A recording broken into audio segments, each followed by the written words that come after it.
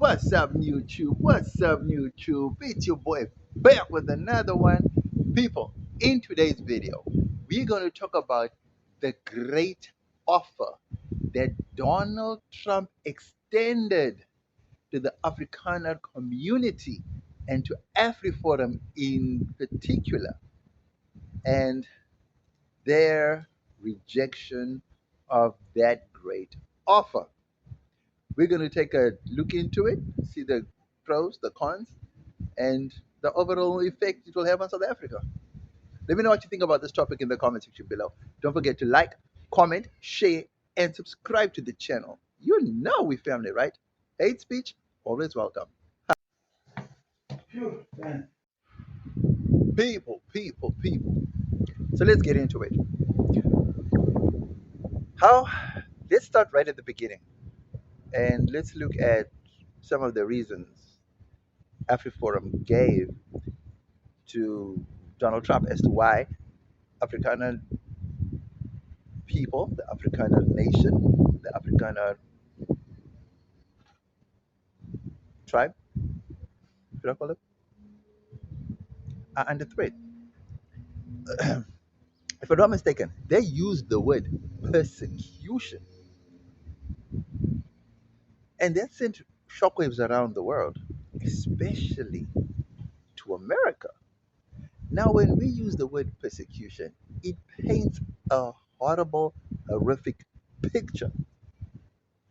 Now, if I have to think of persecution, I'm going to think of the Palestinians. I mean, they are facing persecution. If I have to think of persecution, I would think of the Rohingya people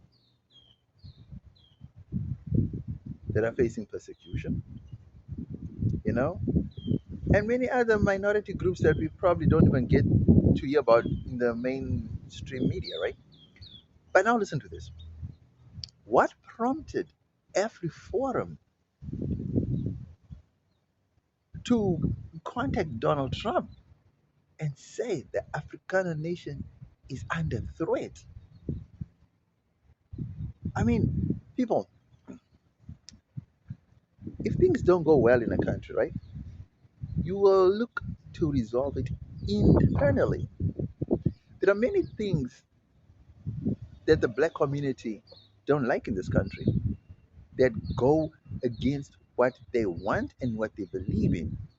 But they have to make do with what they have and the cards they were dealt, because those that have the money and those that control the means of production do not want to see black people thrive.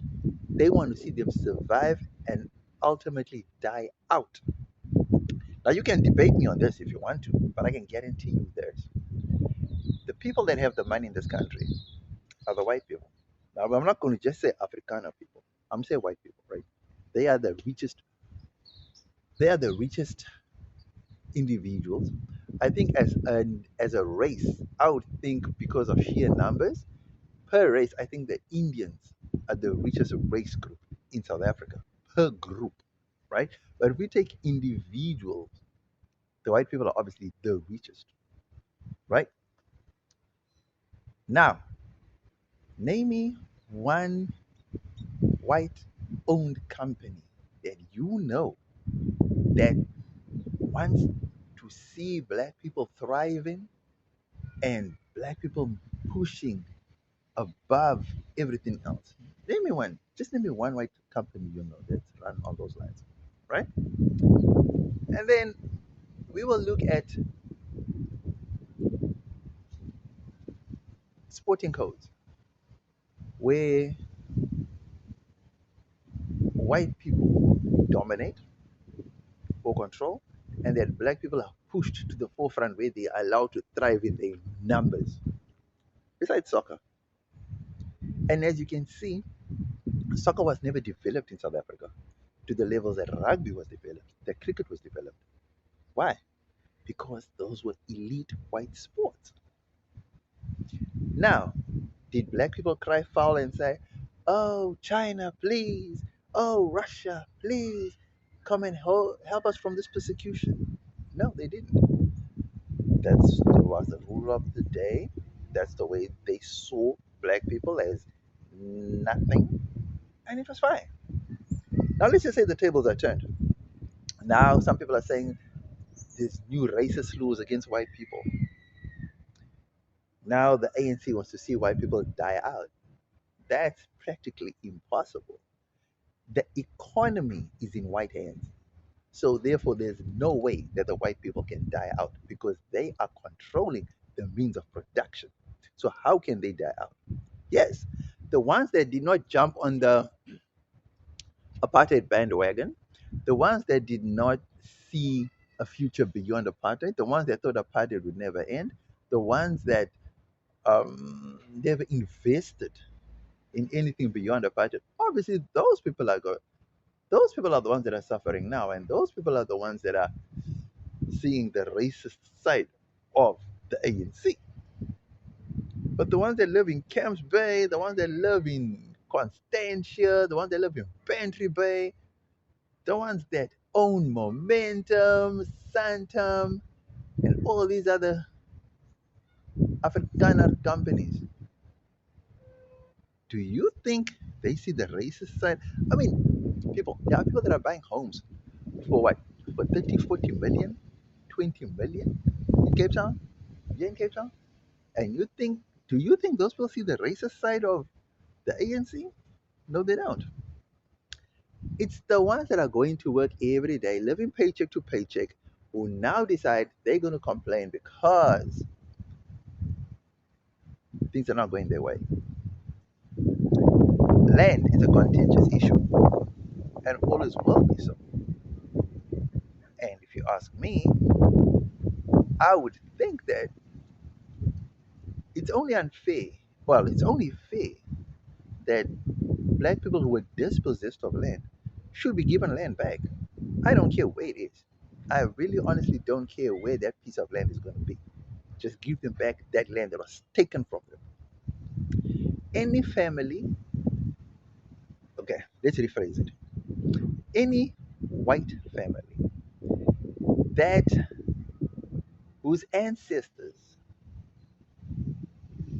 or grandparents or forefathers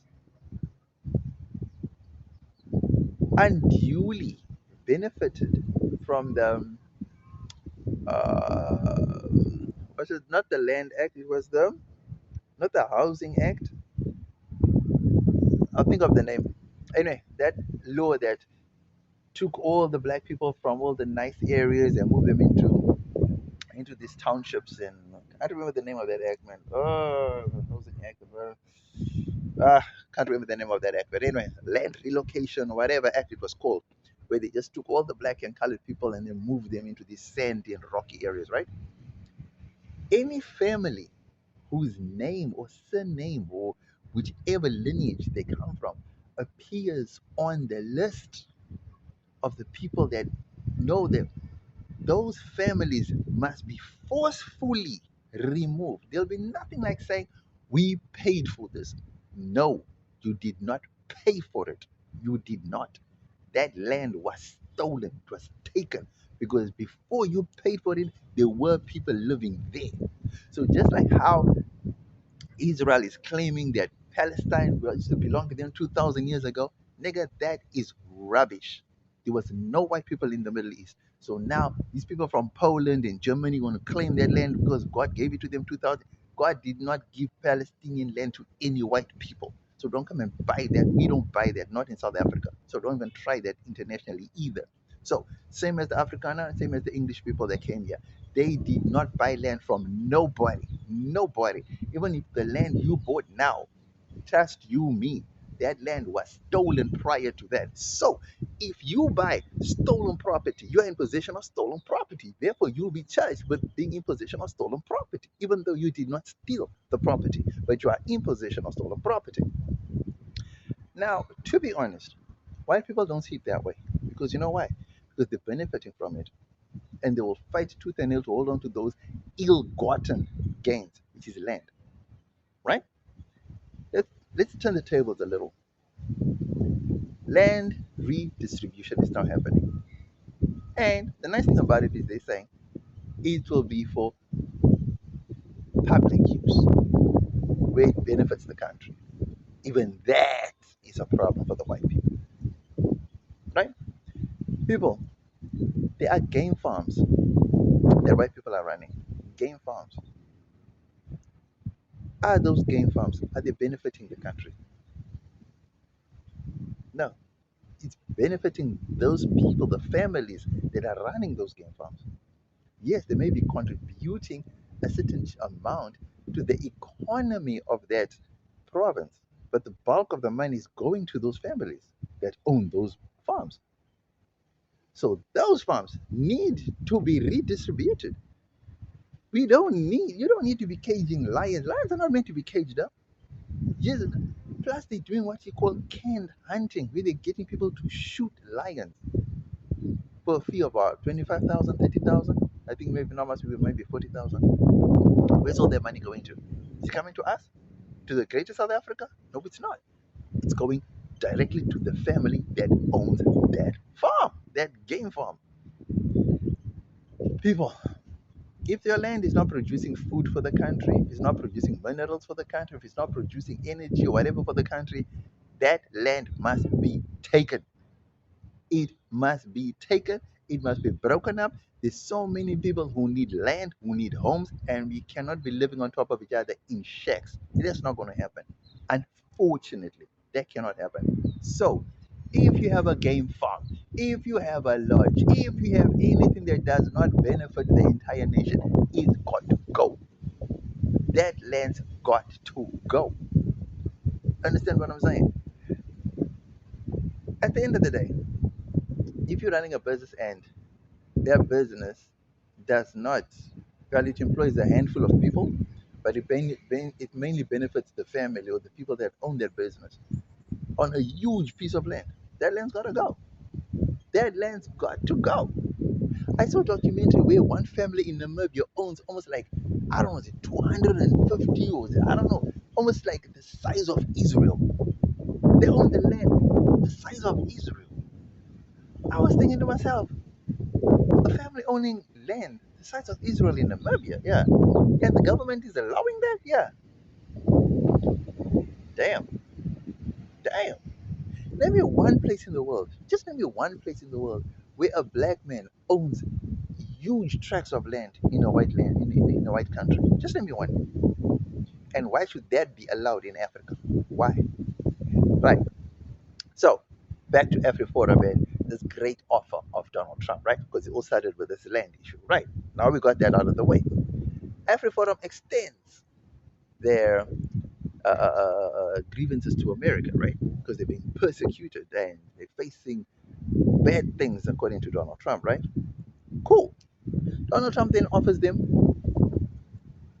refugees, refugee status, asylum seekers in America. Now they refuse that. Okay.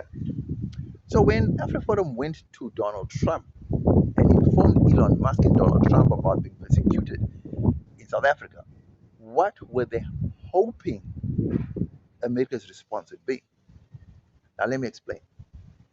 They saw what America was doing for Israel, supplying them with weapons, threatening with war, and that's what they wanted. Unfortunately, Donald Trump doesn't see the benefit of South Africa in the same way it sees the benefit of Israel.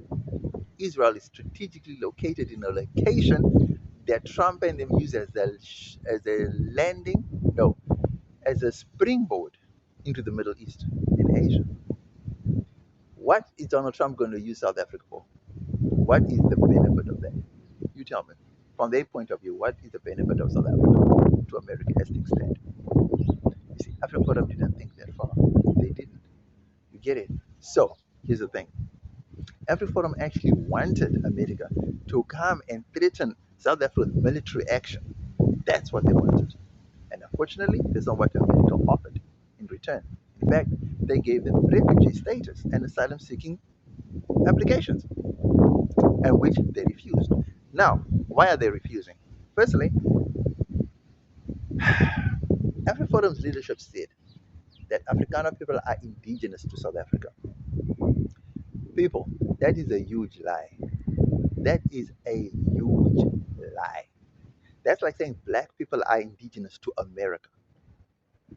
My friend, go back to Europe, wherever your ancestors came from. That's where you go. That's where you're indigenous to. The same way they tell black people in America and in Europe, go back to Africa. Even though those people, I keep saying, those people have been there for millennia, right? Right? But those people get told on a daily basis to go back to Africa because it's not their land. So we are saying the same thing here. People like AfriForum and people that believe in the teachings and the preachings of AfriForum, go back to Europe. You are not Afrikaner people, you are not indigenous to Africa. That is a lie. Don't lie to yourselves. Don't try to be like the Israelis and try to claim that they've been living in Israel, in Palestine for 2,000 years. That is a lie. Because 2,000 years ago, there were no white people in the Middle East. That is a true fact. That is a true fact. The Jewish people that were there were Arab Jewish people. They were not white. So don't come here and tell us that you are white and you're indigenous to South Africa. Just because you were superior in a military way. Then you took land and you did this, and all of a sudden you feel like you are now part of the land and you own the land. No, no, no. People, first thing first, let's start a healing process, right? Let's start by acknowledging the past, acknowledging our faults, acknowledging our our rights, acknowledging all the bad things that happen and how we can heal, how we can solve, and then we can move forward. But if you dispossess people of their land, then you still have the audacity to throw their poverty that you created into their faces. And then you still want to be arrogant and act with all these riches that you created off the backs of these poor black people. And you still want to throw that into their faces of how poor and suffering they are because your forefathers created that poverty for them. People, how can we move forward as a nation if we have a certain group of people that feel that they are superior to the rest of the nation, who feel that they can cause or they can call on other nations to come and interfere in the internal affairs of their own so-called country? Tell me if those type of people are patriotic. Tell me if those type of people actually deserve to be called South Africans. Please tell me. Be honest. AfriForum and people that support AfriForum need to take up that refugee status offer that Donald Trump has extended to them, and they should leave South Africa. Right. I can't understand why you reject an offer that you went and said we were being persecuted. How are you being persecuted? Okay, let's look into the farm murders. Are farm murders happening every single day? No. Are farm murders happening because people are banding together and just going around killing farmers? No. How are these farm murders happening? Okay, most 99.9% it's always disputes. Disputes over pay, disputes over labor, disputes over something, right? Attacks happen, fights happen, farmer gets killed or worker gets killed. When the workers get killed, there's no outcry. When a farmer kills a worker, there's no outcry. When a farmer kills a child, a worker, a child of a worker, of an employee on the farm, no outcry. Let a farmer get killed, huge outcry. A farmer even threw an employee into a lion's den, no outcry. A farmer even killed two women, fed their bodies to pigs, no outcry. Right? A farmer even ran over a child with his bakkie, or is it a tractor? The child is like 6 or 8 months old because the child took, I don't know, it's an orange or an apple or something, or grape or something. It's fine. No outcry from the Afrikaner people against the farmer. No outcry. Nothing. Let a farmer let people work and not pay them. They get angry, they go get into a fight, they kill the farmer. Huge outcry. Huge outcry. Now, are these people patriotic? Do these people look after the interest of the people of South Africa on a human level? Or are these people only looking after the interests of the Afrikaner people? I've never seen a law in South Africa where the ANC just said, right, this is the law for Zulus, this is the law for Xhosas, this is the law for Tswanas, this is the law for Colors, this is the law for Indians. No. But yet they come and say South Africa has now racist laws. Compared to what? Compared to who? Have you seen the way the police black people in South Africa, blacks and colors? Have you seen the difference? The way the police white people. And then you want to talk about the ANC and South Africans are now racist. People, you need to get up on yourself, man. Afrikaner people, the ones that do not want to be in South Africa, the ones that feel like they're above the rest of South Africa, America is calling you for refugee status. Even America knows that you don't belong in Africa. Now Donald Trump says that you do not belong in Africa. Go to America. The refugee camps and tents are waiting for you. What are you doing in South Africa? Now, apparently there's about just over or just under 10,000 applications for refugee status and asylum seekers that Donald Trump opened, and there's about 10,000 people that have already applied. And I can guarantee you one thing. Those that have applied are almost like at the bottom barrel of the Afrikaner community. Those that are at the top that are enjoying the benefits of what it means to be white in South Africa, I promise you, those people will not take up that refugee offer. But the ones that are bottom that didn't think of the future beyond apartheid, those are the ones that are applying for that refugee status. Next, we get into the pros of why AfriForum did what they did, and the pros of the Trump offer to the Afrikaner people. Hala. People, let's look at the pros of the American refugee status that was offered to the Afrikaner people. Number one, you are moving to a country with a bigger economy with better opportunities. Number two, you are moving to a country that is getting rid of other migrants, but they, for some reason, are allowing you to come in, which is sad to think about it in that way because you haven't contributed to America's economy in any way, shape, or form. But yet you have migrant workers from South America that are being deported, that have been there for years, working in the fields and in the farms and the mines and the coal fields and you name it, that are being deported. But you have the luxury of being told, you can gladly come, we will make space for you. Advantage. Trump is not even extending that type of offer to his Israeli friends. He is Israeli peoples that he's best friends with. Even they are not getting that special treatment. No, they've got to stay in the Middle East and face all that bombs and gunfire and terrorist attacks. You have been offered free asylum, right? I'm almost convinced that even Trump is even willing to do airlifts. He's even willing to send jets and aeroplanes to come and pick up whoever needs to be picked up. I can count my last dollar on that, right? That's how much Trump wants to help the Afrikaner people. And that's a good thing, right?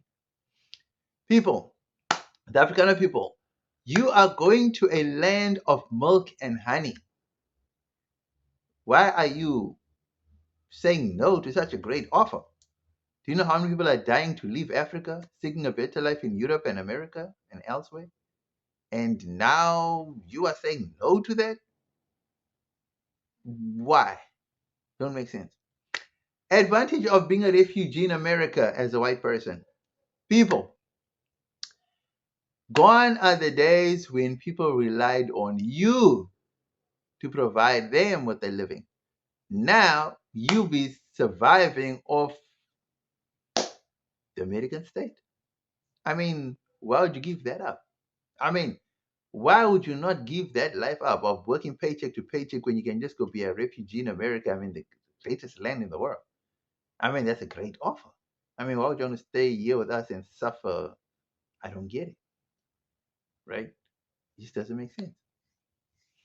Last but not least, being an Afrikaner refugee in America, the benefits are that your English will greatly improve. You see that Afrikaner English that you speak, that base Engels, wat jy praat, that will disappear. Trust me, you're gonna now speak like this when you come back. You're gonna be like, "Hey man, how you doing? Everything around your side? Yeah, I think we got it going on. What you want? We don't have that over here. We are coming back. We don't even care about South Africa no more. Bad things are happening over there. Why would you reject such a great offer to have a change in accent? You can still maintain your Afrikaner status over there, just the accent is just not going to be the same anymore. I don't know of anyone who's moved to America and the accent has remained the same. So I can't see the Afrikaner people maintaining the Afrikaans accent after living in America for a long time. Right? Those are the benefits. Those are the pros of living as a refugee in America. Well, as an Afrikaner refugee in America. Next, we get into the cons of the refugee status offer to Afrikaner people. Holla. People, the cons of being an Afrikaner refugee in America. Number one, why would you give up your land in South Africa to go become a refugee in America? Number two, why would you give up your luxury top status life in South Africa to go become a bottom feeder in America? Number three, Afrikaners won't go to America as refugees because they don't see themselves as bottom feeder people. They see themselves as superior people. They know when they go to America, they won't enjoy the privileges they are currently enjoying in South Africa as white people. Trust me, they won't. Number four, to give up this land that they think is theirs, to go to a land which they know is totally not theirs, that's the biggest one. That's the biggest one. There's no way an Afrikaner will go to a place where he cannot take the land for himself. And in America, that's just not going to happen. And they know it. And that's the main reason why they don't want to go to America. But here's my thing.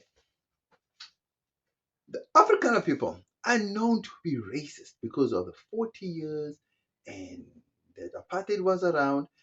And the most intriguing thing is that Afrikaners want to separate themselves from the rest of society, right? They don't see themselves as an inclusive nation or as an inclusive people. They see themselves as an exclusive people. When they get to America, trust me, it's going to cause friction with the white Americans over there. The black Americans are not going to bother them. Trust me, that I know for a fact. Blacks everywhere around the world are all the same. The black Americans are not going to bother with the Afrikaners. They're going to leave them the hell alone. The Indians, the Muslims, they're not going to bother the Afrikaners at all. You know what's going to bother them? The white Americans. They are going to have a big problem with Afrikaner people. Trust me. And the Afrikaner people, they know that. And that's the main reason why they do not want to go as refugees to America. They would rather have America come here, give them weapons, give them bombs, tell them, right, yeah, fight back for the land and take over the land. That's what they were looking for. Unfortunately, that orange man in America is not seeing it that way because there's nothing in South Africa for America to gain from. People, let me know if I was on the money or if I totally missed it with this one. Let me know what you think about this in the comment section below. Hate speech is always welcome. Hey, you know we family, right? Holla.